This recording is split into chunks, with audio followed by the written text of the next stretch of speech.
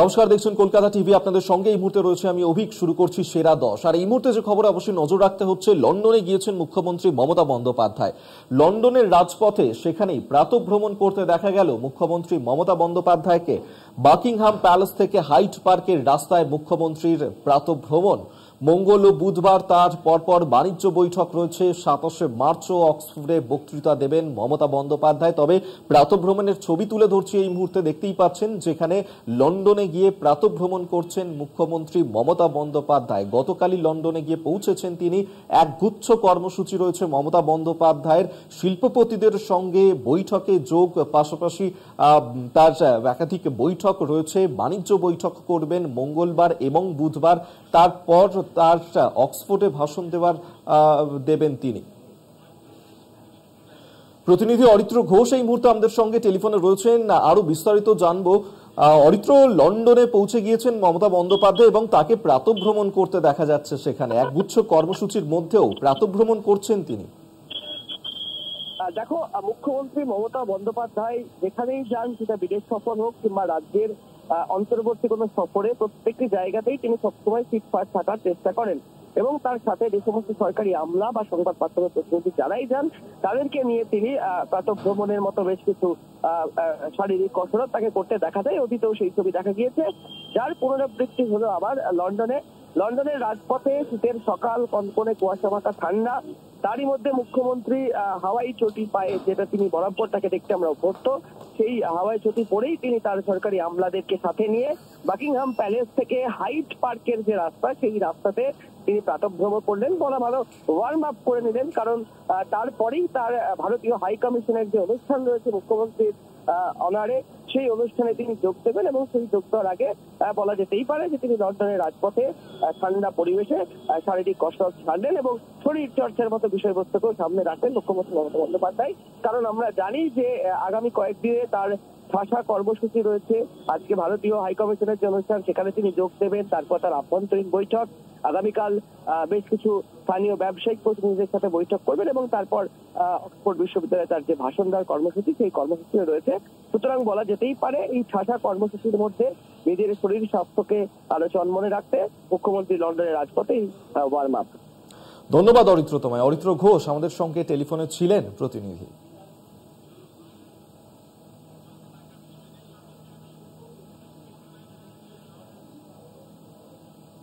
এরপর যে খবরে নজর রাখবো, বসিরহাট সাংগঠনিক জেলার বৈঠকে উত্তেজনা। মন্ত্রী সুজিত বসুকে ঘিরে সেখানেই বিক্ষোভের ছবি ধরা পড়েছে। ঘটনাস্থলে গিয়ে পৌঁছায় পুলিশ। হারোয়ার একাধিক নেতাদের কেন ডাকা হয়নি সেই নিয়েই উত্তেজনা ছড়ায়। ভক্তি দে আমাদের সঙ্গে টেলিফোনে রয়েছেন প্রতিনিধি, আরো বিস্তারিত জানাবেন। ভক্তি, দেখো, মূলত আজকে শাসন থানা অঞ্চলে এক স্বস্তিক ভিলে বলে একটা জায়গা আছে, সেখানে আজকে ভোটার স্কুটনি করছে। সেই একটা স্কুটনি ছিল, সেখানে বিভিন্ন পদের তালিকায় যারা অনেকে আছে তৃণমূল কংগ্রেসের, সবাই মোটামুটি সবাইকে ডাকা হয়েছিল। কিন্তু সুজিত বসুর নেতৃত্বে স্কুটনি চলছিল এবং অভিযোগ যে হারোয়া 2 নম্বর ব্লকের সভাপতি ফরিদ জমাদার এবং সভাপতি আব্দুল খালেক মোল্লা, যুব সভাপতি হারোয়া ব্লকে, এই দুজনকে ডাকা হয়নি। তাদের অভিযোগ তারা কিন্তু বল নিয়ে হারোয়ার থেকে শাসনে চলে আসে এবং সুজিত বসুকে ঘিরে বিক্ষোভ দেখায়। কেন তাদেরকে স্কুটনিতে ডাকা হয়নি, তখন তারা কিন্তু স্লোগান তোলেন এবং সুজিত বসু হাঁটাও এবং বিভিন্ন স্লোগানে তারা কিন্তু মুখরিত হয়ে পড়ে ওই অঞ্চল জুড়ে। পরবর্তীকালে পুলিশ আসে, পুলিশ এসে তাদেরকে সরিয়ে দেয়। সুজিত বসুর বক্তব্য, আজকের এই স্কুটনি মিটিং এ কয়েকজন সংখ্যক, অর্থাৎ কয়েকজনকে ডাকা হয়েছে জেলা স্তরে, সবাইকে ডাকা হয়নি, সেক্ষেত্রে তারা ডাক পায়নি। এইটা নিয়ে কিন্তু রাগের কোনো বহিঃপ্রকাশ করা উচিত নয়, তার বক্তব্য অনুযায়ী সুজিত বসু যেটা বলেছেন। কিন্তু হারোয়ার খালেক কিন্তু দলবল নিয়ে এসে এক প্রকার মস্তানি দেখিয়েছেন এই অঞ্চলে এসে। তিনি কিন্তু বাইরে থেকে মারমুখী হয়েছিলেন, কেন তাদেরকে ঢুকতে দেওয়া হবে না, কেন তাদেরকে ঘর থেকে বের করে দেওয়া হয়েছে। তারা কিন্তু পুলিশের কথাও প্রথম দিকে ধন্যবাদ করেনি, কিন্তু সুজিত বসু পুলিশকে যখন অর্ডার দেয়, অর্থাৎ বলে যে বিষয়টা দেখতে, তারপর কিন্তু পুলিশ আসলে নামেন এবং তারা কিন্তু দূর হাঁটেন। ধন্যবাদ ভক্তি তোমায়। ভক্তি দে আমাদের সঙ্গে টেলিফোনে ছিলেন প্রতিনিধি।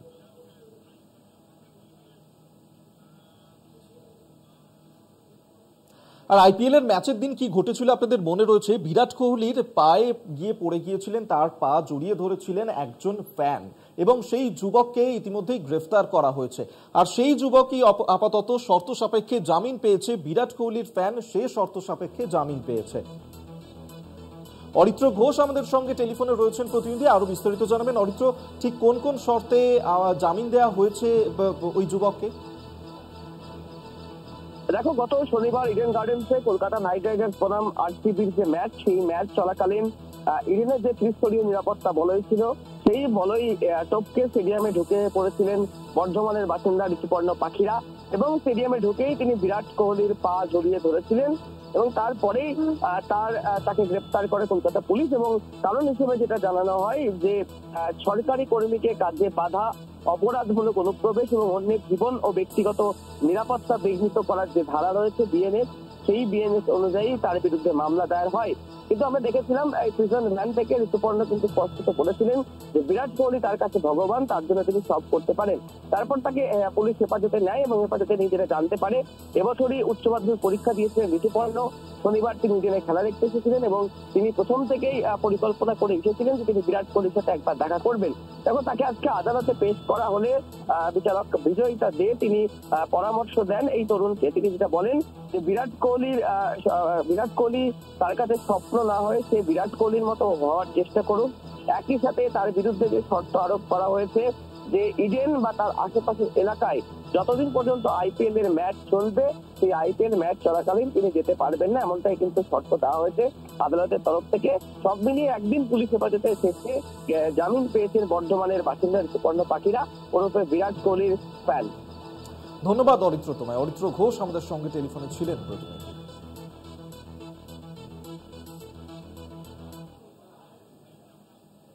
সেরা 10-এ এখন সময় একটা ছোট্ট বিরতির পর ফিরছি। বাংলাদেশের পরিস্থিতির দিকে নজর রাখবো, কারণ এখনো পর্যন্ত বাংলাদেশের পরিস্থিতি অশান্তির পরিবেশ তৈরি হয়েছে সেখানে, এবং সেখানেই সেনাপ্রধান তিনি বৈঠক করেছেন এবং নাশকতার সম্ভাবনা রয়েছে। সেনাকে সতর্ক থাকার পরামর্শ সেনাপ্রধানের। হাতিয়ার নয়, বুদ্ধি দিয়ে পরিস্থিতি মোকাবিলা করার নির্দেশ দেওয়া হয়েছে। প্ররোচনায় পা না দিতে নির্দেশ বাংলাদেশ সেনাকে। বাংলাদেশের স্থিতাবস্থা ফেরাতে পারে শুধুমাত্র সংসদীয় ব্যবস্থা। সেনা বৈঠকে নির্বাচনে উদ্যোগ নিতেই পরামর্শ দেওয়া হয়েছে। বাংলাদেশে সেখানে সেনাকে সতর্ক থাকার পরামর্শ দিয়েছেন সেনাপ্রধান। 1 মাসের মধ্যে বাংলাদেশে নাশকতার সম্ভাবনা থাকছে এবং যার কারণেই আগেভাগেই সেনাকে সতর্ক থাকতে হবে, সেই পরামর্শই দিয়েছেন বাংলাদেশের সেনাপ্রধান। ইতিমধ্যেই সেনা বৈঠকে নির্বাচনে উদ্যোগ নিতে পরামর্শ দেওয়া হয়েছে। সেক্ষেত্রে হাতিয়ার নয়, বুদ্ধি দিয়ে এই পরিস্থিতির মোকাবিলা করতে হবে, সেই নির্দেশই দিয়েছেন সেনাপ্রধান। প্ররোচনাতে পা দিলে হবে না সেক্ষেত্রে, এমনই কিন্তু বাংলাদেশের সেনাকে নির্দেশ দিয়েছেন সেনাপ্রধান। বাংলাদেশের পরিস্থিতি অশান্ত, বৈঠকে সেনাপ্রধান। বাংলাদেশে জঙ্গি হানার ছক বলছে গোয়েন্দা রিপোর্ট। 1 মাসের মধ্যে বাংলাদেশের নাশকতার সম্ভাবনা। সেনাকে সতর্ক থাকার পরামর্শ বাংলাদেশের সেনাপ্রধানের। হাতিয়ার নয়, বুদ্ধি দিয়ে পরিস্থিতি মোকাবিলার নির্দেশ। প্ররোচনায় পা না দিতে নির্দেশ বাংলাদেশ সেনাকে। বাংলাদেশের স্থিতাবস্থা ফেরাতে পারে শুধুমাত্র সংসদীয় ব্যবস্থা। সেনা বৈঠকে নির্বাচনে উদ্যোগ নিতে পরামর্শ।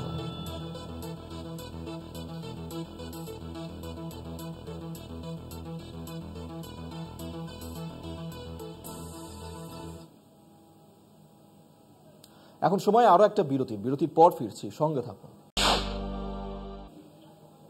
হাইকোর্টে প্রশ্নের মুখে সিবিআই।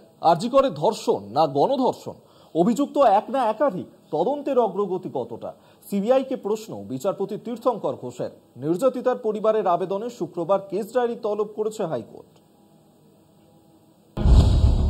ফের হাইকোর্টে প্রশ্নের মুখে সিবিআই। আরজিকর তদন্তে হাইকোর্টে ফের প্রশ্নের মুখে সিবিআই। সিবিআই এর উদ্দেশ্যে 3টি চোখা প্রশ্ন বিচারপতি তীর্থঙ্কর ঘোষের। মোট 54টি প্রশ্নের উত্তর চেয়ে আগামী শুক্রবার সিবিআইকে রিপোর্ট তলব আদালতের। 54টা কোশ্চেন আমাদের কাছে রাখা হয়েছে এবং কোর্টের কাছে আমরা সেই 54টা কোশ্চেনের উত্তর চেয়েছি। কোর্ট কিভাবে সেই কোশ্চেনগুলোর উত্তর দেবে সে কোর্টকেই ভাবনা চিন্তা করতে হবে। সিবিআইকে বিচারপতি তীর্থঙ্কর ঘোষের প্রশ্ন, আরজিকর কি ধর্ষণ না গণধর্ষণ? মূল অভিযুক্ত এক না একাধিক? পুনরায় তদন্ত কি করছে সিবিআই? কতটা অগ্রগতি হয়েছে তদন্তের? আরজিকর মামলায় সিবিআই এর তদন্তে সন্তুষ্ট নয় নির্যাতিতার পরিবার। পুনরায় তদন্ত চেয়ে আদালতের দ্বারস্থ হন তাঁরা। গত বৃহস্পতিবার হাইকোর্টে বিচারপতি তীর্থঙ্কর ঘোষের দৃষ্টি আকর্ষণ করেন নির্যাতিতার বাবা মা। সোমবার ওই মামলার শুনানি ছিল। এখন সিবিআই কি তদন্ত করছে তাও জানতে চান বিচারপতি। নির্যাতিতার পরিবারের আইনজীবী সুদীপ্ত মৈত্রের দাবি, তদন্তের গতি খুব স্লথ। সিবিআই একটা টিম গঠন করে তদন্ত করছে, কিন্তু তাতে কোনো গতি নেই। যদিও রাজ্যের আইনজীবী কল্যাণ বন্দ্যোপাধ্যায় মামলায় বিচার শেষ হওয়ার পরে আরও তদন্ত হতে পারে কিনা তা নিয়ে এজলাসে সংশয় প্রকাশ করেন। রাজ্য সরকার আরজিকর কাণ্ডের তদন্তে বাধা দিচ্ছে বলেও দাবি করে চিকিৎসকদের একাংশ। এদিন আদালতে আরও প্রশ্ন তোলা হয় যে ঘটনার দিন হাসপাতালের সিসিটিভি ফুটেজের রিপোর্ট কোথায়? ওই দিন যে অ্যাসিস্ট্যান্ট সুপারিনটেন্ডেন্ট প্রথম ফোন করে পরিবারকে তাদের মেয়ের অসুস্থতার কথা জানান, তাকে এখনো পর্যন্ত কেন জিজ্ঞাসাবাদ করা হয়নি? ওই দিন ওই ডিপার্টমেন্টে যে নার্স এবং চতুর্থ শ্রেণীর স্টাফরা ছিলেন, তাদের কাউকে এখনো পর্যন্ত কেন জিজ্ঞাসাবাদ করা হয়নি? মনে হচ্ছে কিছুটা আমরা বিচারের দিকে এগোচ্ছি, কারণ সিবিআইকে আমরা বারবার চেষ্টা করেও এটা বোঝাতে পারিনি যে এটা আমার মেয়ের যে প্রতিষ্ঠানিক খুন, এটা যে ধর্ষণের মোটিভ না, এটা যে তাকে খুন করাই তার মোটিভ। সমস্ত পক্ষের বক্তব্য শোনার পর বিচারপতি তীর্থঙ্কর ঘোষের নির্দেশ, আগামী শুক্রবার সিবিআইকে তার প্রশ্নের উত্তর এবং পাশাপাশি কেস ডায়েরি হাজির করতে হবে কলকাতা হাইকোর্টে। ক্যামেরায় সুবীর ঘোষের সঙ্গে পীযূষ কান্তি নাগ, কলকাতা টিভি। বিক্ষোভ অব্যাহত হাওড়ার বেলগাছিয়া ভাগাড়ে। তীব্র জলসংকট ও উচ্ছেদের আশঙ্কায় দফায় দফায় বিক্ষোভ। ভাগাড়ে আবর্জনা ফেলায় নিষেধাজ্ঞা। হাওড়ার সমস্ত বর্জ্য ফেলা হবে হুগলির বৈদ্যবাটিতে। ঘোষণা পুরমন্ত্রী ফিরহাদ হাকিমের। ক্ষতিগ্রস্ত পরিবারদের পুনর্বাসনের আশ্বাস দিয়েছেন পুরমন্ত্রী। ভাগাড় পরিদর্শনে গিয়ে বিক্ষোভের মুখে পড়লেন শুভেন্দু অধিকারী। তৃণমূলের গো ব্যাক স্লোগান, রাজনীতির আছে হাওড়ার জল সংকট। ভাগাড় কাণ্ডের 5 দিন পরও উত্তাল হাওড়ার বেলগাছিয়া। ক্ষতিগ্রস্ত মানুষের পাশে দাঁড়াতে তুঙ্গে রাজনীতি। সোমবার সকালে ভাগাড় পরিদর্শনে যান পুর ও নগরোন্নয়ন মন্ত্রী ফিরহাদ হাকিম। বেলা গড়াতেই ঘটনাস্থলে যান শুভেন্দু অধিকারী। বিক্ষোভের মুখে বিরোধী দলনেতা। শুভেন্দুকে তৃণমূলের গো ব্যাক স্লোগান। পুরমন্ত্রী ফিরহাদ হাকিমের পাশাপাশি উপস্থিত ছিলেন হাওড়ার জেলা শাসক পি দীপাপ্রিয়া, পুলিশ কমিশনার প্রবীণ কুমার ত্রিপাঠী, উত্তর হাওড়ার বিধায়ক গৌতম চৌধুরী, ডোমজুরের বিধায়ক কল্যাণ ঘোষ এবং যাদবপুর বিশ্ববিদ্যালয়ের বিশেষজ্ঞরাও। ক্ষতিগ্রস্ত বাড়িগুলির সদস্যদের সঙ্গেও কথা বলেন তারা। তাদের পুনর্বাসনের আশ্বাসও দেন ফিরহাদ। জেলা আধিকারিকদের সঙ্গে একাধিক বৈঠকেও বসেন ফিরহাদ। পানীয় জলের সংকট ও উচ্ছেদের আশঙ্কায় এদিন সকাল থেকে বিক্ষোভ এলাকাবাসীর। বিপর্যয় মোকাবিলা দপ্তরের পক্ষ থেকে এলাকায় মাইকিং করে ক্ষতিগ্রস্ত বাড়ির সদস্যদের নথি প্রস্তুত করতে বলা হয়। নথি চাইতেই উচ্ছেদের আশঙ্কায় ক্ষোভে ফেটে পড়েন এলাকাবাসী। মাটিতে শুয়ে বিক্ষোভ দেখাতে থাকেন তারা। আমি চাই দিদির কানে কথা উঠুক, এই মা বোনেদের, আমার ভাইরা আছে, এই ভাইগুলো সাথ দিয়েছে, দিদির কানে খবর যাক, দিদির কানে খবর যাক, গরিবদের দেখুক দিদি। আমি বলতে চাই, যদি আজকে বলছে এখান দিয়ে চলে যাও, এখানে যদি আমরা চলে যাই আর এখান দিয়ে ছেড়ে চলে যাবে, ওখান দিয়ে বলবে কি রাস্তায় এসে বুলডোজার এসে ভেঙে দেবে, আর এখান দিয়ে বলে চলে যাও, তাহলে আমি কোথায় যাবো? তবে উত্তর হাওড়া, শিবপুর ও লিলুয়ার বেশ কিছু অঞ্চলে এদিন পানীয় জল পাওয়ায় খুশি সেখানকার বাসিন্দারা। চলছে, এখন একটু মিটেছে। এখন যদি 3 বেলা দেয় টাইমে জলটা, তাহলে পরে একটু সমস্যা হবে। বেলা গড়াতেই বেলগাছিয়ার ভাগাড় পরিদর্শনে যান বিরোধী দলনেতাও। কিছু দূর যেতেই তার পথ আটকায় পুলিশ। গো ব্যাক স্লোগানও দেওয়া হয় তৃণমূলের পক্ষ থেকে। ক্ষোভে ফেটে পড়েন এলাকার বাসিন্দারা। ধস্তাধস্তির মাঝে পড়ে রক্তাক্ত হওয়ার অভিযোগ শুভেন্দুর।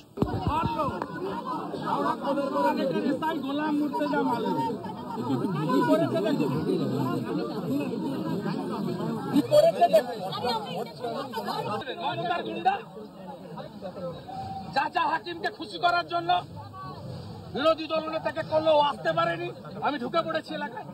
বেলগাছিয়া ভাগাড়ের ভবিষ্যৎ কী হবে সেই নির্ধারিত করা হলো এবং বিজ্ঞানীদেরও সাহায্য নেওয়া হবে। অর্থাৎ সরকার পাশে আছে, সেই আশ্বাসেই এলাকার মানুষ শান্ত হয়। বেলগাছিয়া ভাগাড় থেকে জগন্নাথ সামন্ত, কলকাতা টিভি। সেরা 10 এখনকার মতন এই পর্যন্তই। দেখতে থাকুন কলকাতা টিভি, রাত দিন 7 দিন।